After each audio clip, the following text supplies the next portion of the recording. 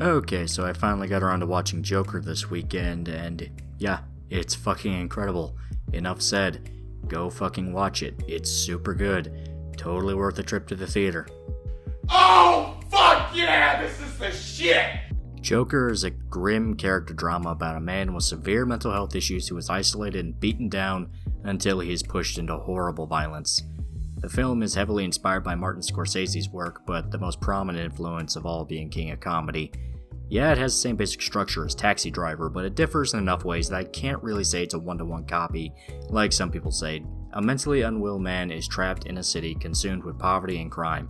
He falls in love with a woman who he sees as the one symbol of purity and hope in a bleak world, but the relationship falls apart for one reason or another, and the isolation only accentuates violent behavior until an explosive breakdown that ends horribly. That's the rough breakdown between both movies, but anyone that has seen either knows that a lot of context and details are missing, because they veer off in very different directions. Honestly, if I really had to pick a movie to compare this to instead of Taxi Driver, it would be Falling Down. Falling Down is another movie about a man beaten down by society until he completely snaps, and actually shares more in common with Joker than you would think. Both films have an emphasis on a creeping pace with the protagonist's descent. Falling Down's big theme was explaining why Michael Douglas snaps, but also show how even with this context, it does not excuse the terrible things he does. I'm the bad guy? Yeah.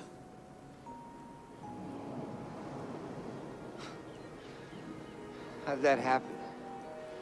Which only escalate as the movie goes on and he turns completely violent and evil. Joker has this down almost to a T. Joaquin Phoenix really excels at giving the Joker an extremely flawed and human side. You see how vulnerable Arthur Fleck is, and the events of the film sink him further down into insanity in such an organic way. It's honestly heartbreaking to see, especially in the beginning when he's still Arthur and not the Joker. But there is something I want to clarify for some people, since other reviewers or discussions about the movie will make it seem different from what it is. A lot of reviews really harp on the comparisons to Taxi Driver, and a few even outright say it's basically the same story in clown makeup. However, I really don't think that's the case. For one, it's not really all about the build-up. Taxi Driver's plot revolved completely around seeing the urges of violence in Travis begin to boil and bubble to the surface. The tensions rise throughout the movie, and the ending is like a pressure gasket that finally explodes. Other than that, it's incredibly restrained. Joker actually has Arthur snap earlier than you would think. I won't really say anything beyond that because of spoilers, but I'll say the movie is less so much about building up to the snap and more about how the protagonist deals with the consequences of it, and just how the effects of it push him further down and make it even worse. The violence Arthur commits actually has far-reaching effects throughout the story. Yes, the ending is extremely intense, but it's not really a Taxi Driver type deal. Still, it's extremely well done, and holy fucking shit, Joaquin is the Joker. He is easily the best actor for this character, period. Better than Jack Nicholson, Heath Ledger, Mark Hamill, and Jared Leto. And everyone is in agreement that Leto was the best Joker of all time, because Suicide Squad was a smash hit sensation. I fucking hate DC so goddamn much. Anyway, I will say that using Joaquin Phoenix was kind of cheating. Dude is a phenomenal actor. If you need a good example of his talent, literally just open his IMDb page up and pick a movie. Guy steals the show in anything he's in. And Joker 100% relies on the strength of his performance.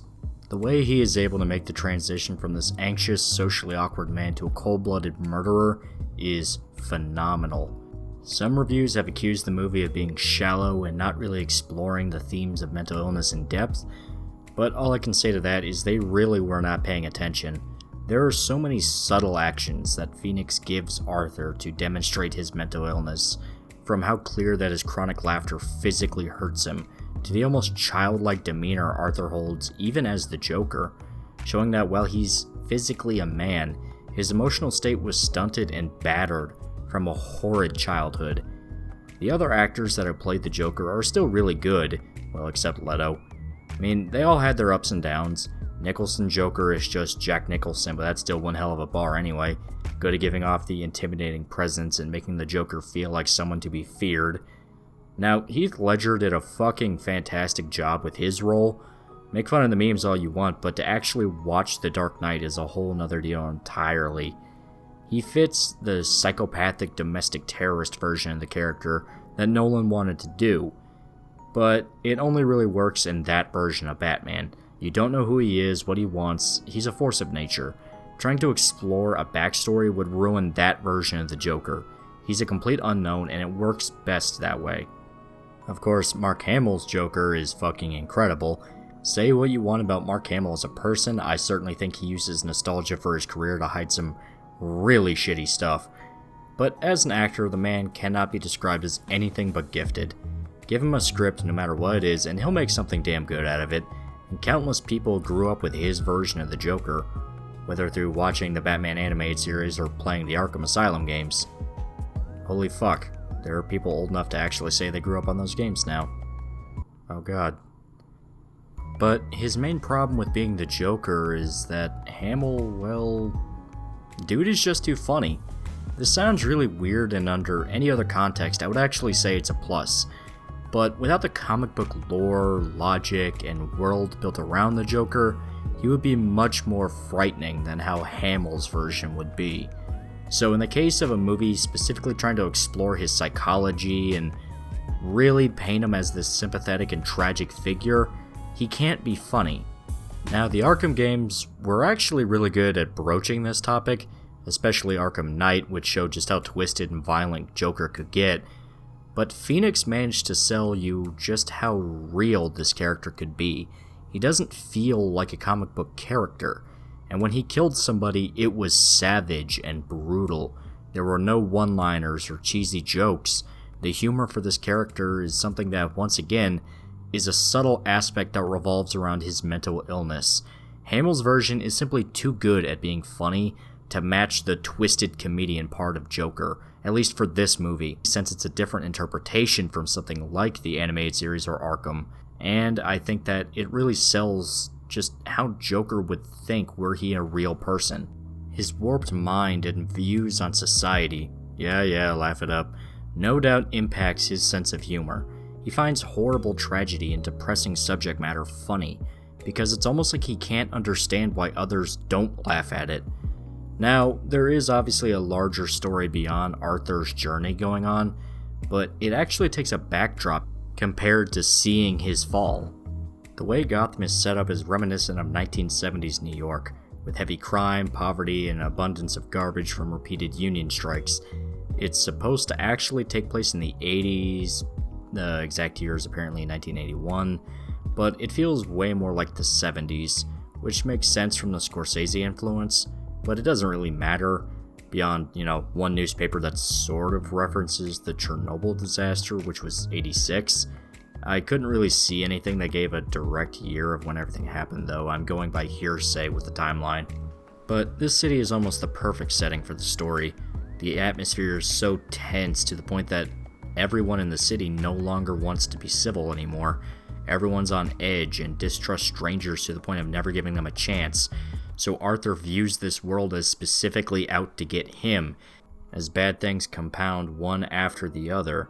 Ironically, by the end, he becomes just as bad as those that attacked him all his life, which is something that the retards claiming this movie promotes violence seem apt to forget.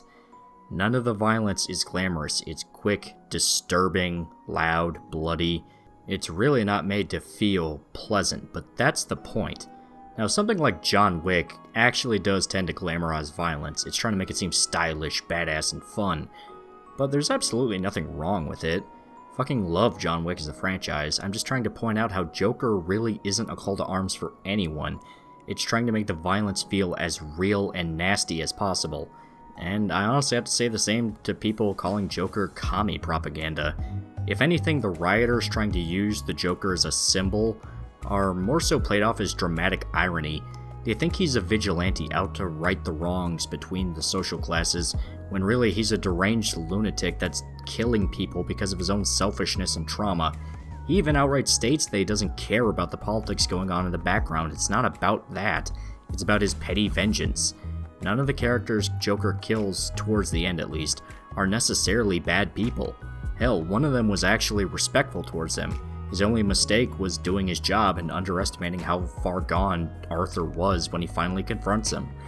Also, this is something that he's saying as well.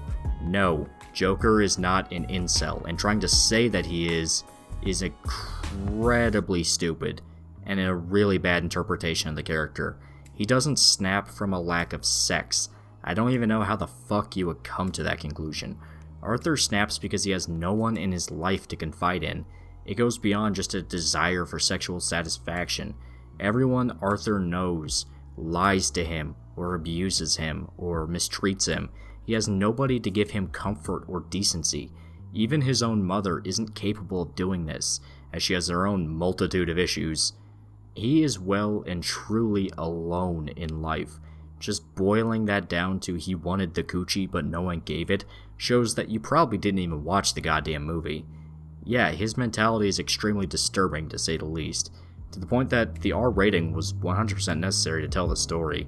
Hell, to give a mild spoiler, his big plan that he spends time rehearsing and preparing for is to literally commit suicide on national television in front of his hero. The one guy that he viewed as capable of bringing him humor and joy. Yeah, there's so many layers and so much depth to this character. People are already interpreting this movie in a multitude of different ways. Some say the movie never actually happened and it was all in his imagination, sort of American Psycho type deal. Others say it was all a story he was telling somebody else, and a few think that the movie happened, but details are shifted due to Arthur's point of view to make him look better. Yeah, it's already pretty interesting. Seeing a movie like this come out where it only gets better the more you think about it is super refreshing, especially a comic book movie, where the motto for these last few years is you check it out once, then forget it ever happened. No, Joker has clear talent and love put into the production, just from how every scene feels so vibrant and alive, even if the surroundings are bleak and dirty. I sincerely hope this isn't Todd Phillips' peak, because if he can keep things at this level, we might see more incredible films from him in the future. In fact, the only real flaws I could find with this movie were not even anything they could control. It was all around the marketing and the leaks that came out, because the marketing honestly showed a little too much. If they just cut a few things out from the trailers and just left it a bit more ambiguous, yeah, I think it would have taken a lot more people by surprise. And the leaks were pretty much confirmed to be dead on the money. They really did spoil a lot of this movie. But I do think this is a movie where you don't even necessarily need to worry about that, because everything is so well done that even if you know what's going to happen, you're still holding your breath during certain scenes. But that's all I can really say about Joker. I fucking loved every single second of the movie, and I urge everybody watching this to check it out. It's definitely not a pleasant story, but everything about it is so captivating that you can't look away. Fucking watch it somehow. So until next time, please remember to like, comment, and subscribe, and remember that we do in fact live in a society. See you guys.